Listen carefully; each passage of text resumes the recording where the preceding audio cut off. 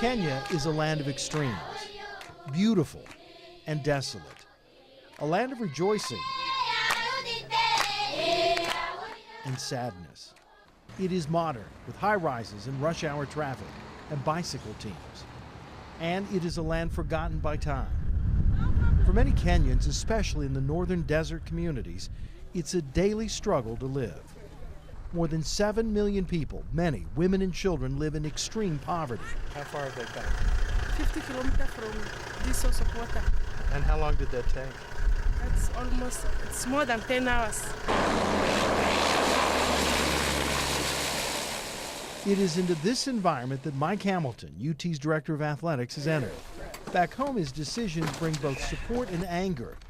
In the desert, sports seems trivial and far away. Hamilton is a board member of Bloodwater Mission, a faith-based nonprofit group headquartered in Nashville. It partners with local African organizations to bring clean water to communities, clean water that would save thousands of lives. There's a saying here in Kenya, they say, P and Gima, they say water is life, and people here know that very well, because if you don't have clean water, you're not able to live a healthy life. Joining Hamilton on this trip are other board members and 2 friends from Knoxville, Jim Grubbs and Chris Kittrell, who last year donated to a fundraiser that raised money for African adoptions and for projects in Africa. Among the aims of this trip is to see how that money was spent. Because the other days Okay.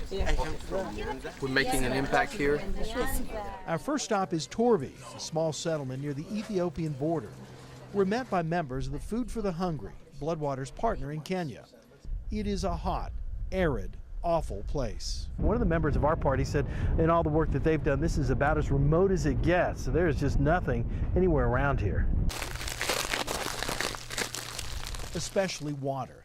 This is the local reservoir used by both people and livestock. But not lately. It hasn't rained here in more than a year. Survival, a daily struggle. America, from America. Yes. Despite the difficulties, the people, especially the children, are resilient, finding joy even in simple things like a visit from strangers. You say hello? Hello? Just shake my hand. Won't you shake my hand? Yeah. The group is taken to the school where Knoxville money was used to build this rainwater catchment system. Nothing fancy or high-tech, but vital in holding precious water. Everyone prays that March, the beginning of the rainy season, will bring rain. They're tough. I mean, yeah, we think we're tough, but no, this is tough, what they do day in, day out.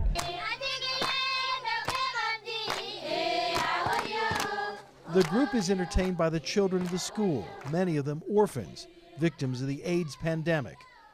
For Hamilton, this is a personal mission. Last year, he and his wife Beth adopted 3 children from Ethiopia. Their youngest, Kalu, is HIV positive. She's healthy thanks to medicines readily available in America. The Hamiltons founded the Kalu Grace Foundation, which helps American families adopt African children. That association led the Hamiltons to Bloodwater Mission, which, while not directly involved in the orphan crisis, is involved in many of the causes of the crisis. It's easy when you're here, and I think we'll see this over the next few days, to get overwhelmed, because I think the things that we're going to see will be overwhelming. But we can't be focused on the mountain. We have to be focused on the path to climb the mountain and taking one step at a time, and sometimes that means one person at a time. And if I think we'll do that, and we would do it as a society, we'd go a lot longer. We leave Torby, but our day in the desert is not yet done. Our aim is for this child to get education, and this has to be achieved. We stop at another school a distance away. The headmaster explains how the drought has destroyed livestock and how education may be these children's only escape.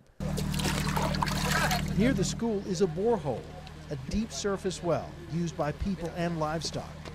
Again, there is a Knoxville connection. The generator used to draw the water was rebuilt by Bloodwater Mission. Now tell me again, how many animals? An average of 7,000 per day. Per day? Yes. And many of these animals have traveled 2 to 3 days to get here.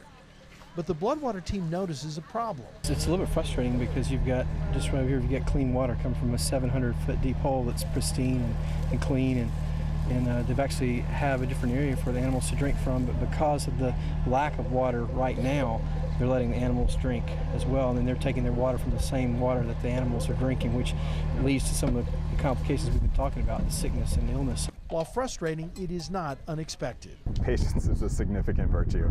The Bloodwater team knows it will take time to change old habits.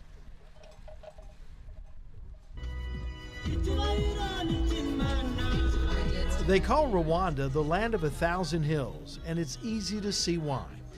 We arrive in the capital city of Kigali and immediately begin our trek to Ruhengeri, a town near a range of volcanoes along the Ugandan border. The team notices several things. First, the people. It doesn't take you long to pull out of the airport and realize that there's so many, almost everybody in Rwanda has a purpose. They're walking with a purpose. There's something that they're doing. They're trying to be productive. And that's inspiring, I think, to anybody that comes here. And they notice the lush tropical land. On the hillsides are garden plots, the soil worked by hand. You can see corn and sugarcane and other vegetables growing in the equatorial heat, and banana trees as far as the eye can see.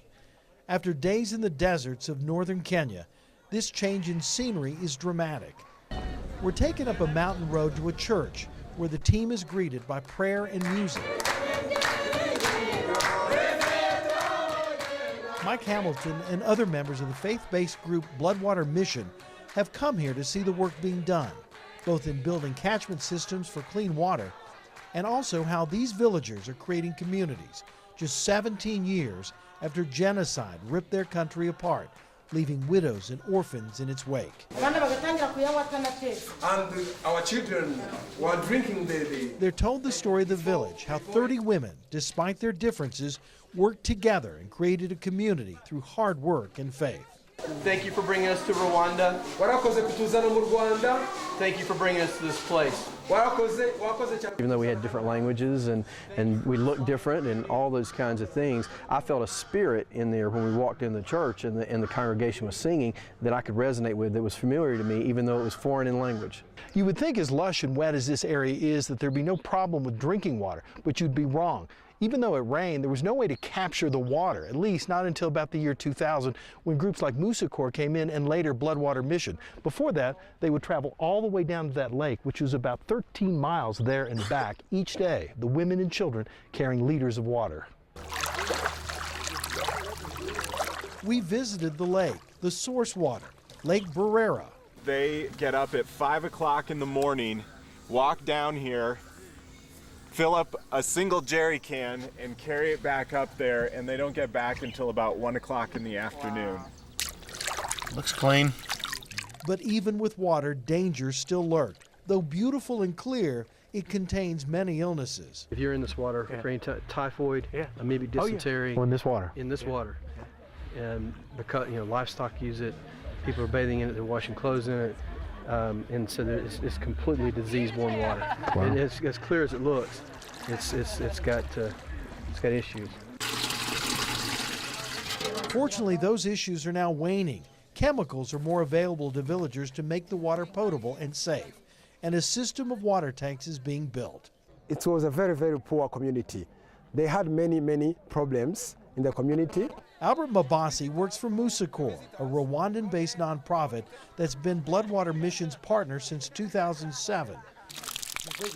By the end of this year, that partnership will have built 57 large rain tanks and 37 smaller tanks on the mountain. The goal is to provide 100% water coverage for the area. We hike toward the next water project. We are making our way to another village where a water project is being performed, and as you can see, it's a steep climb and a long distance for a guy in my shape. At the end of our climb, we're asked to carry rocks to the side of the next water tank. It is an occasion for celebration. The team leaves the mountain exhilarated. They've shared an experience that has touched them to their core. I walk away absolutely amazed, and I walk away with probably a greater sense of what community means, a greater sense of what wants and needs mean, and I walk away with a lot more than probably I gave. A lot of people call poverty the long defeat, and in a lot of ways there are struggles and challenges, and it's complex. It's not that simple. but I believe in one person at a time and being able to see the change that happens in one community, and that's worth it. We all feel uplifted by the experience.